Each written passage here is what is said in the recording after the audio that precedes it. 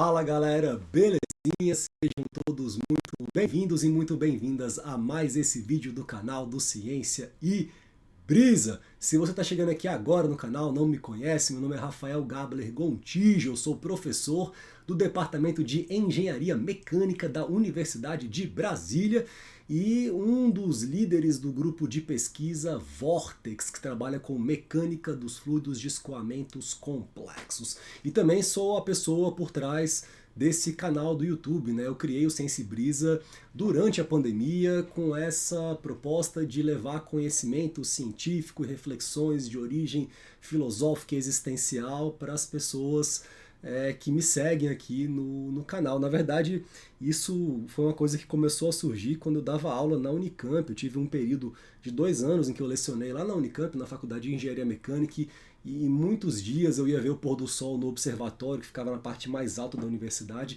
e lá de cima eu ficava pensando nessa coisa de gravar as minhas aulas, de tentar levar esses assuntos para mais pessoas, enfim.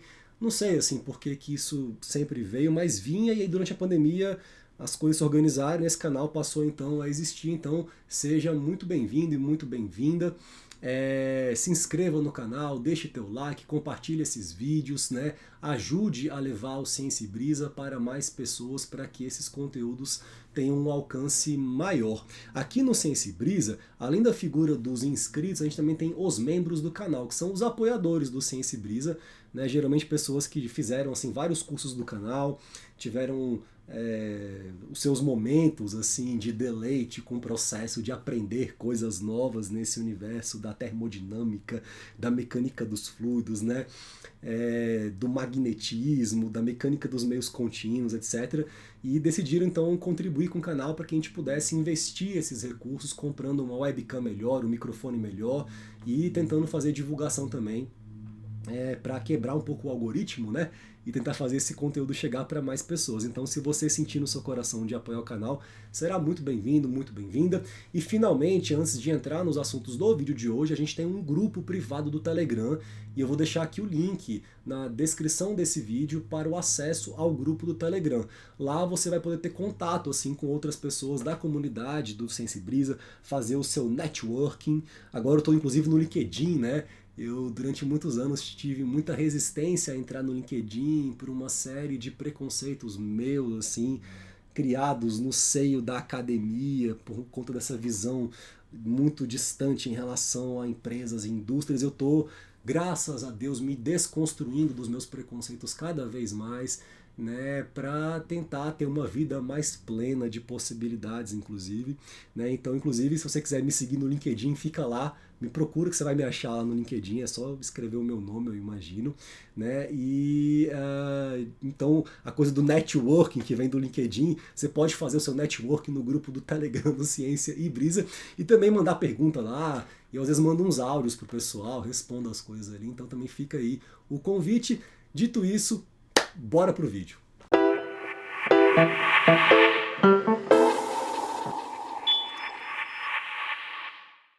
E no vídeo de hoje eu queria falar num primeiro momento sobre tecnologia, mas na verdade vocês vão perceber ao longo do vídeo que essa documentação de ideias ela tem a ver com muito mais coisa do que apenas com tecnologia.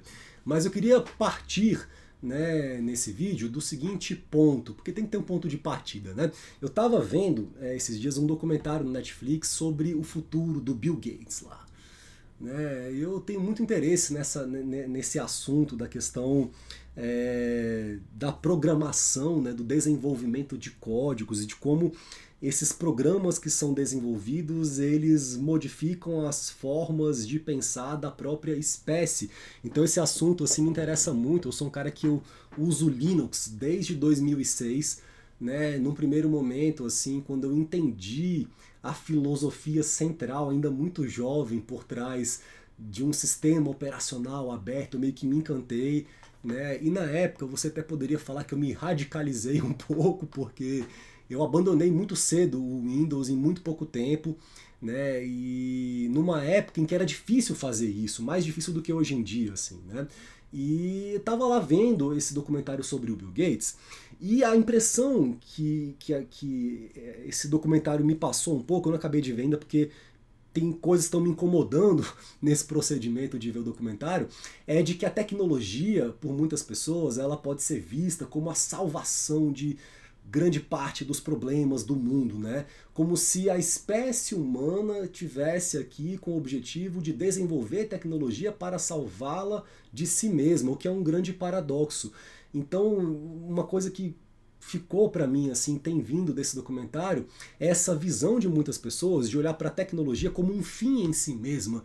E eu fiquei pensando sobre a palavra tecnologia, quais são os sentidos mais profundos por trás da palavra tecnologia, porque eu sou professor aqui na Universidade de Brasília, de um departamento que é de engenharia mecânica, mas que fica localizado numa faculdade que é a faculdade de tecnologia. Então entende-se que eu estou atuando num centro que tem uma relação muito forte com essa palavra, é uma faculdade de tecnologia. Então o que é tecnologia, né?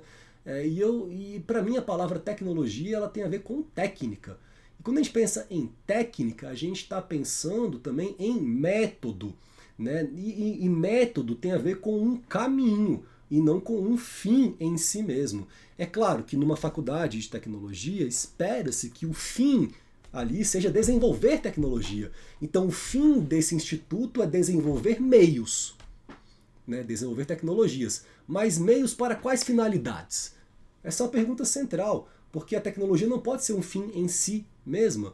Não tem essa coisa da tecnologia salvar a espécie de si própria se a espécie está confusa, se a espécie não tem clareza de um propósito, de um direcionamento, de um objetivo. A tecnologia ela vai se desenvolvendo conforme as necessidades elas vão chegando. Então no começo a tecnologia era pegar uma pedra e lascar essa pedra, para você poder cortar ali uma madeira e fazer uma lança, ou né, cortar alguma coisa ali que iria te ajudar partir a carne, sei lá, a sobreviver, né? Então isso vai se desenvolvendo conforme a gente vai dominando certas tecnologias, e aí quando a gente domina a tecnologia, a gente vai modificando o ambiente que a gente vive. O ser humano, a característica principal dele, que inclusive está resultando na crise climática, é a sua grande capacidade de transformar o ambiente por meio de tecnologia. Parece mais ou menos o que a gente faz. Mas uma tecnologia pela tecnologia, ela sem um direcionamento muito mais claro de para onde a gente quer ir, ela sempre vai estar ali enxugando gelo, no sentido em que os problemas vão aparecer numa velocidade muito maior do que a velocidade de desenvolvimento de novas tecnologias para resolver esses problemas, né? Então a gente tem que parar de criar problema também.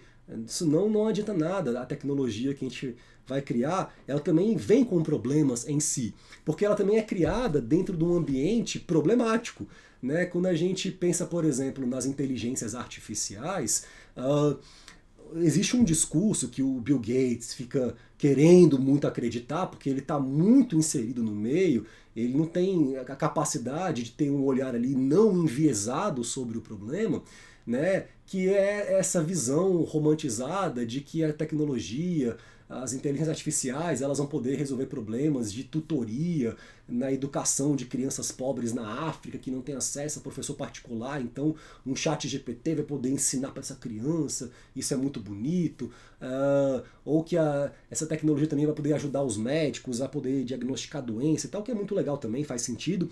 Mas assim, se essas tecnologias estão sendo criadas por empresas que têm interesses comerciais em ganhar dinheiro em cima disso, e que para isso elas precisam que muitas pessoas utilizem, e muitas pessoas utilizando, isso ao longo do tempo vai alterar padrões, inclusive cognitivos, naquela espécie que decide os rumos do planeta, porque virou essa coisa também antropocêntrica existir na Terra, que é um dos problemas por trás da crise climática e da crise do capitalismo, etc.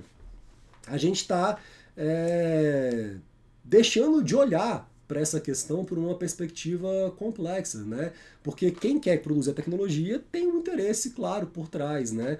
E aí você vai ver, por exemplo, assim, para você poder rodar essas máquinas que ficam processando quantidades gigantescas de dados para poder dar resposta para as pessoas, né, que é o que esses modelos de inteligência artificial fazem, essas máquinas consomem uma quantidade gigante de energia e esquentam muito e tem que ter muita água para resfriar. Esses dias eu vi uma matéria e parece uma coisa meio boba, mas a gente não tem noção do tamanho da coisa. E eu vou dar dois dados aqui para vocês que eu fiquei assim assustado quando eu acessei esses dados. Um deles é de que dependendo do local do globo onde os servidores de uma empresa de IA estão armazenados, o custo em termos de quantidade de água para resfriar data center para gerar 100 palavras é de quase meio litro de água. Meio litro de água para gerar 100 palavras num chat GPT, às vezes para você ficar brincando ali com essa inteligência artificial, isso tem um custo para o planeta. Né? A gente está aqui em Brasília passando por uma seca histórica, o Brasil pegando fogo, né? E a gente com uma relação distante em relação à Terra, que é o lugar que a gente tem para existir, e pensando em criar essas IAs para mudar a forma do ser humano de pensar e sem consciência do custo para a Terra que demanda ter esse aparato tecnológico.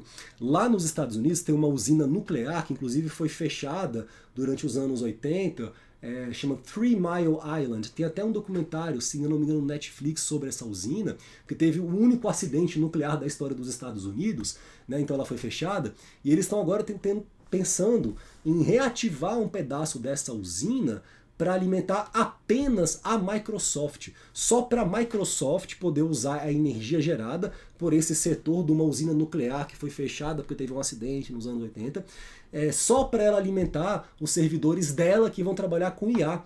São duas coisas assim históricas nessa informação. Primeiro, reabrir uma usina nuclear que teve um acidente ali, que é uma coisa rara, tá? Não sei nem se acontece, já aconteceu. E outra, uma usina nuclear está a serviço de uma empresa, não de uma cidade, porque geralmente, né, se produz energia para as pessoas, para as cidades. Uma única empresa pegar toda a energia produzida só para alimentar a IA.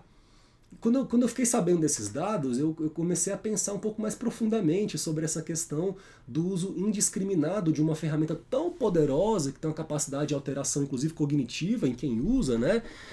E que também vem com um custo alto para o planeta. E aí, assim, você vai ver esse documentário, assim, o Bill Gates não coloca isso, ele não quer pensar profundamente sobre isso, porque pensar profundamente sobre isso, ele é um cara muito inteligente, vai levá-lo a ter que reconhecer certas verdades psicologicamente difíceis de serem acessadas, porque toda a construção daquela persona está baseada nesses princípios. E é muito difícil se desconstruir, mas é importante, é fundamental, é necessário, porque é na desconstrução que a gente consegue encontrar um pouco da nossa autenticidade na forma de olhar para o mundo e de pensar sobre o mundo, né? Essa questão, inclusive, da autenticidade é uma questão central. Vem para mim com muita frequência nos meus discursos, nas minhas conversas que eu tenho com as pessoas, nas minhas reflexões, e tem a ver com esse assunto, porque se todo mundo vai usando essas inteligências artificiais do mesmo jeito e elas vão entendendo como que a gente pensa, o que a gente busca, o que é importante pra gente, quais são os nossos valores, ela vai começar a dar pra gente outputs que vão estar em consonância com isso e que vão até fortalecer um pouco daquilo que a gente meio que já é. E o que a gente já não é sustentável a longo prazo, assim, porque a Terra está falando isso pra gente, que não é. Mas a gente já é assim, a gente não quer mudar a forma de ser, e a gente cria tecnologias que enaltecem mais ainda aquilo que a gente já é, e o que a gente está precisando nesse momento é de deixar de ser, é ser outra coisa, é encontrar um novo espaço possível para poder existir na Terra, encontrar uma autenticidade individual dentro de cada um para que a gente consiga se desprender um pouco dessas vozes do meio que vão, como é que eu posso colocar assim, normalizando ou padronizando padrões de comportamento e pensamento. E aí eu acho que a questão desse encontro com a autenticidade também é um assunto que tem a ver com esse vídeo e que eu queria tentar abordar ele por um outro caminho, né? Por isso que eu falei no começo desse vídeo que esse seria um vídeo a princípio sobre tecnologia, mas é sobre muito mais do que isso, porque eu estou com algumas ideias na minha cabeça de diferentes setores, mas eu sinto que essa oportunidade de vir aqui gravar um vídeo é uma chance de conectar essas coisas, assim, sabe? Então, eu tava esses dias batendo um papo com a minha companheira, né? E a gente chegou num entendimento muito interessante sobre essa necessidade que a gente tem de aprovação dos outros. Minha companheira é psicóloga, né? Então a gente conversa muito sobre a psique humana e os dilemas e as questões.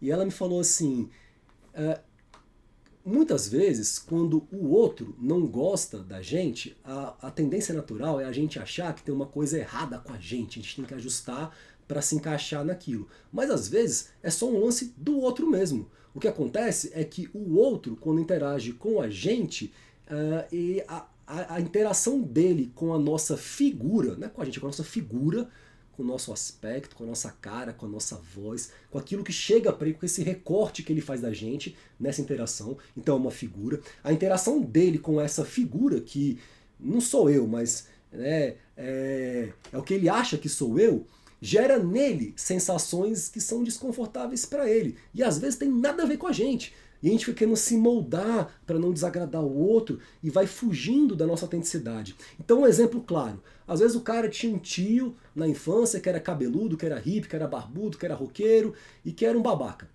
E tratava ele mal e tal, então o cara tem uma relação com essa figura do cabeludo e tal, já meio que uma indisposição natural para com essa figura, porque ele tem uma história de vida dele, não tem nada a ver comigo. E de repente, interagindo comigo, ele já chega para essa interação com uma base de preconceitos, de coisas até inconscientes, que vão gerar até uma dificuldade nele de lidar com a minha pessoa. Mas eu não posso levar isso em consideração, então para agradar essa pessoa eu vou cortar meu cabelo, porque isso seria um absurdo, seria uma violência com o meu eu mais profundo. E o mundo que a gente vive é um mundo que violenta muito esse eu, né? E que faz com que a gente esteja sempre refletindo em relação a adequações possíveis que a gente tem que fazer para se encaixando ali numa estrutura. E isso vai gerando uma perda muito grande de autenticidade nas relações, nas manifestações, nas ideias. Essa coisa que a gente fala de pensar fora da caixa é muito difícil quando você quer o tempo inteiro estar dentro da caixa, que você tem medo de ficar fora da caixa. No fundo é isso. A gente tem medo de sair da caixa, mas as empresas fingem que querem pessoas que pensem fora da caixa.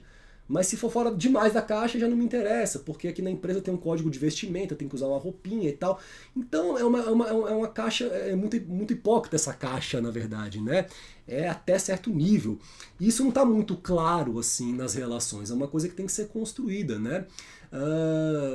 Assim, o que tem a ver tudo isso com o lance da tecnologia? Tem tudo a ver. A partir do momento em que a gente cria tecnologias achando que elas vão resolver o nosso problema e não percebe que o nosso problema é a gente mesmo, na nossa inautenticidade, na nossa ignorância, no nosso desejo de agradar os outros cegamente, na nossa não compreensão de que o outro é o outro, de que eu sou eu e de que eu tenho que estar aqui para me conhecer, para me entender, para não dar trabalho para os outros, para não criar problema para a Terra, e tenho que estudar bastante para entender esses fenômenos complexos que estão em torno de mim e até mesmo para ter a capacidade de desenvolver um pensamento complexo para propor soluções para os nossos problemas, mas para desenvolver um pensamento complexo eu tenho que trabalhar o pensamento, eu tenho que ser capaz de, por mim mesmo, produzi-lo, mas eu tenho as minhas inseguranças, então eu quero usar um chat GPT para resolver esse problema, mas aí quando eu uso esse chat GPT, eu estou gerando uma série de pegadas, de impactos na Terra que eu nem tinha noção e que ninguém me falou também, porque não é do interesse das empresas que querem te vender a ideia de que o chat GPT é a solução para os problemas do mundo, expor as sombras por trás disso, né? Aí você percebe que tem tudo a ver, autenticidade, conhecimento de si, produção de tecnologia, autorresponsabilidade para com a Terra, né? E os assuntos se integram, na verdade, assim, né? Então acho que era um pouco isso que eu queria trazer no vídeo de hoje, né? Esses vídeos do canal, assim, é até difícil colocar um nome para eles, porque são tantos assuntos, né? Mas espero que tenham apreciado essas divagações, que elas tenham trazido algo de positivo, de interessante para você por aí. E a gente se vê no próximo vídeo do canal do Ciência e Brisa. É nóis!